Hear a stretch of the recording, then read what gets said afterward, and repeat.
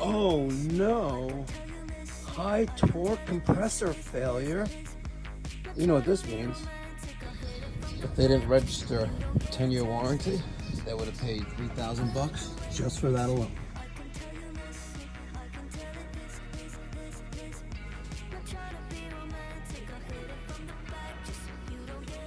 Well, thank God the warranty $3,000 board worked. We're discharging hot air. It's official. So for the 2024, the Long Island area has voted Pipe Doctor the best air conditioning and heating contractor and best plumber. Thank you so very much, guys. Here's to 2024, 2025, and beyond. Smash that thumbs up button.